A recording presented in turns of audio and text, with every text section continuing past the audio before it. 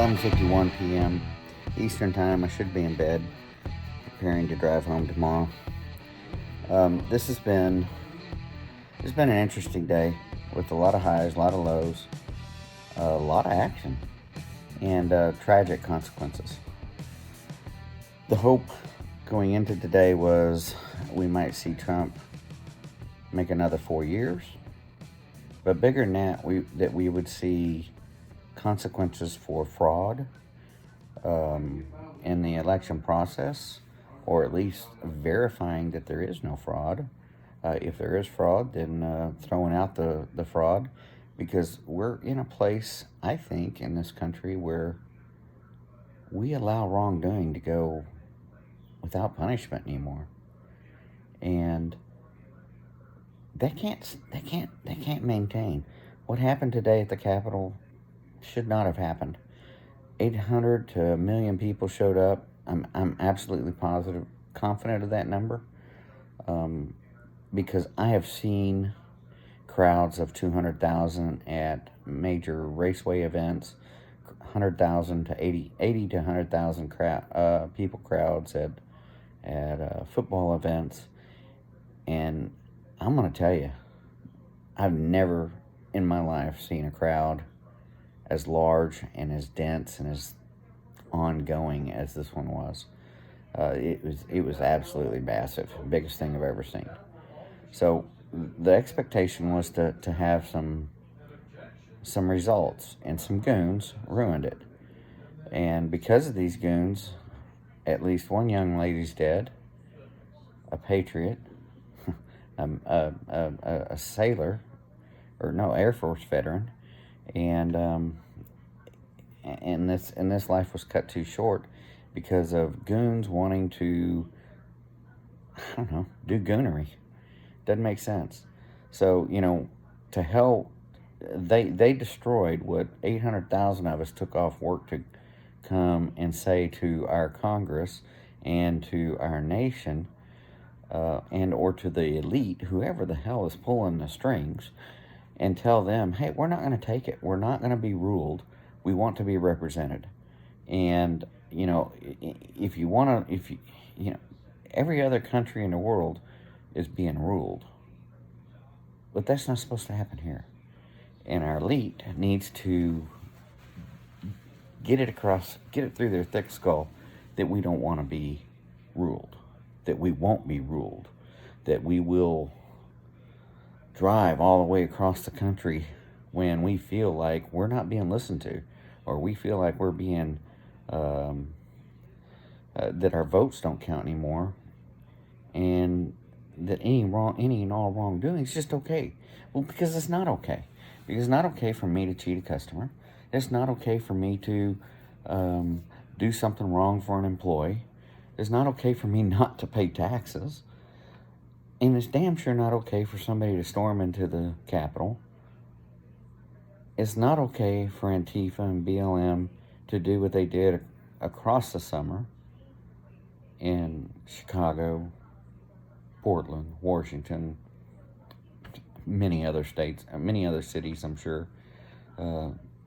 It's not okay.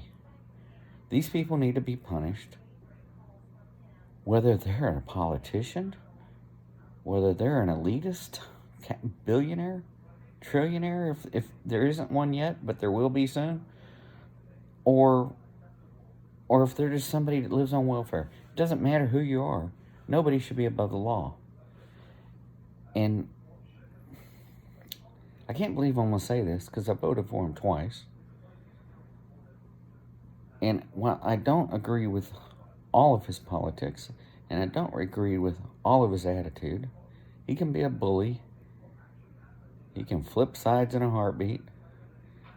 But I don't think any president's done more in 4 years than President Trump. Yeah, he's hurt himself politically because he doesn't know when to shut up. And he doesn't have anybody around him, apparently, like I do with my wife, who would tell me when it's time to shut up.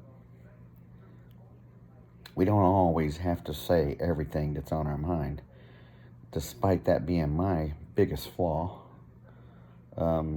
with age comes a little wisdom, with proper people around you to help you critique and revise the tongue. You learned that you don't have to say negative things. Trump, I think, gave a pretty good speech, but I do think he pushed the crowd. He told the crowd, "You will march. Let's go march. We're going to march. We, as in he too. We're going to march on the Capitol." Now, before he finished his speech, we took off and went another direction, and or went down towards the Capitol. Got ahead of the crowd, and found a soup place, as you saw in the videos on my Facebook feed, and then the crowd caught up to us, and so I videoed a bit of the crowd going by, and then somewhere in the middle we finished our food and coffee, and we ended up jumping back in the crowd. What I expected to see was Trump up on top of that. I really expect to see Trump on top of the Capitol to incite chanting, something to create a pressure for Congress to do what all of us really here expected them to do. There's a lot of people trying to decide what we were there to do. We weren't there to break into the Congress. We were there to apply pressure to our leaders, our representatives, and let them know Antifa and BLM are not the only people our government should be worried about. They should also be worried about the people that are paying the taxes, the people whose blood, sweat, and tears and work ethic enable this country to even have a gross national product. We want to be heard, Mr. Trump, Mike Pence, now Joe Biden. We expect to be heard. And if you don't want to hear from us, don't even step up to the table. If you don't want to hear from us and you don't want to represent us without filling your coffers, then you ain't the man for the job.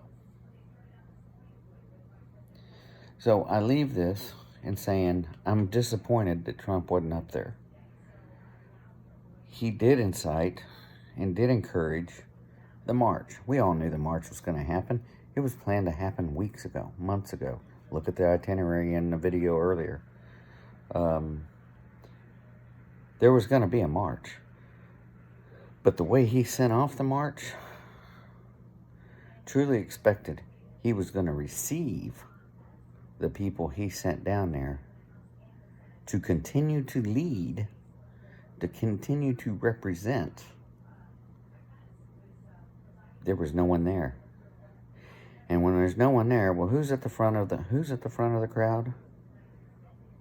The Proud Boys or Antifa, or just, cocky troublemakers. People just dying to be the first, dying to be in the front lines. They're the people, well, let's just say there's different classes of people in every group, and there was no one there to receive them.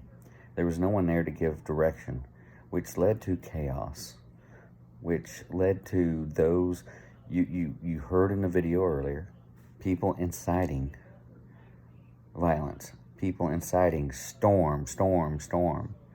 Okay, I don't know who those people were, but I've never seen anything like that in any of the Trump rallies I've been to. So at the end of the day,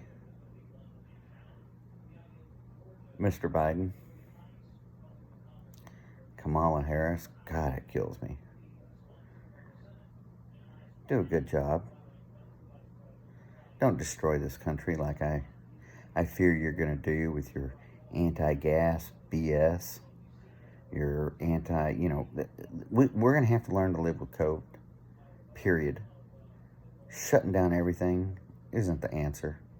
You better come up with a better one. Forcing people to take a vaccine that they may or may not want, that's not the answer. You don't force people. Again, it's about representation.